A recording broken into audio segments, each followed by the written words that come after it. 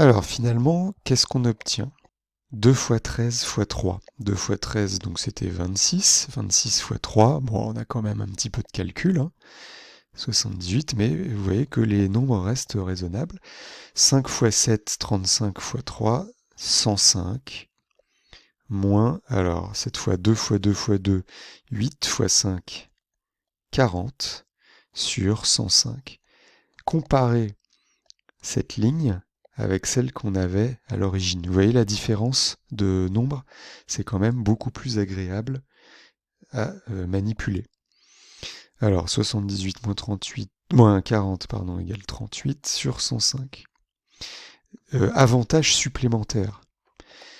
Je sais déjà que cette fraction est irréductible. Pourquoi? Puisque 105, le dénominateur, c'est 5 fois 7 fois 3, j'ai déjà sa décomposition.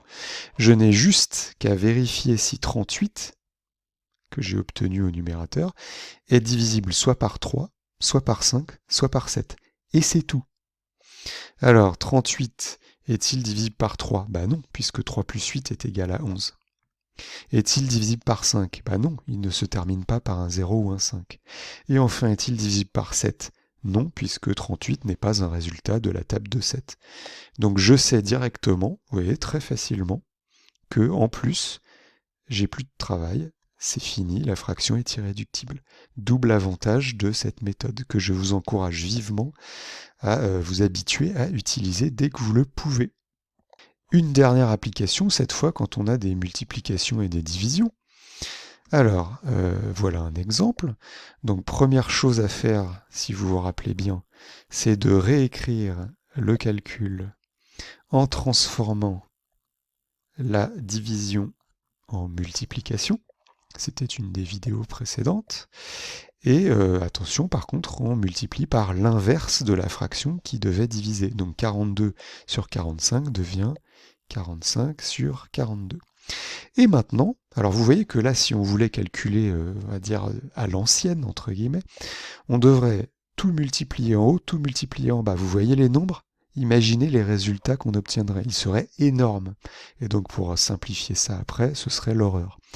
Donc on va faire la même chose, hein. Vous commencez peut-être à deviner où je veux en venir. On va tout décomposer en facteurs premiers. Alors là, les nombres sont assez raisonnables, mais si ça va trop vite, vous mettez pause et vous le faites sur un brouillon. 21, c'est 3 fois 7. 36, c'est 2 fois 2 fois 3 fois 3. 2 fois 2, 4, 4 fois 3, 12, 12 fois 3, 36.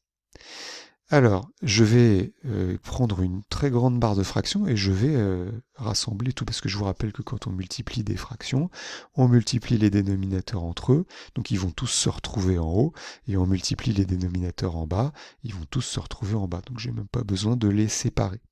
De toute façon, il n'y a pas d'ordre, il n'y a que des multiplications.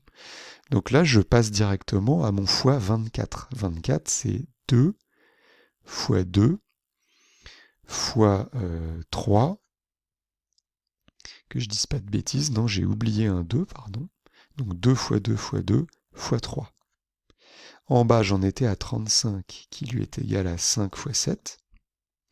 Je passe à la dernière fraction, alors 45.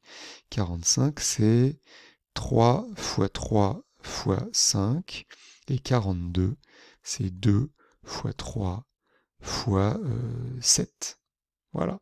Je suis allé vite, vous mettez pause, vous allez les retrouver.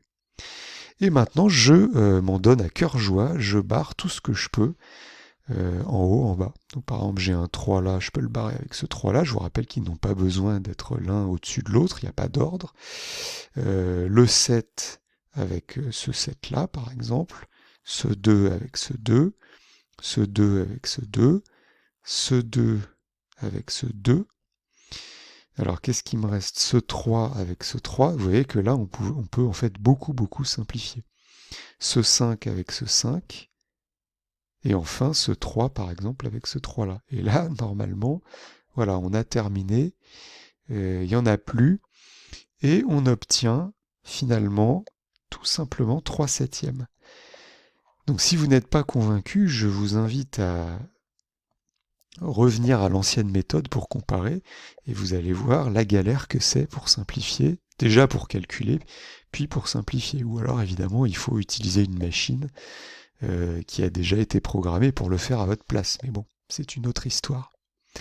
Voilà, donc pour la pratique dans les exercices, je vous conseille, je suis pas au-dessus de votre épaule, mais je vous suggère très fortement de vous forcer à utiliser ces techniques pour vous y habituer, ce qui vous donnera un avantage certain pour tous ces types de calculs à l'avenir.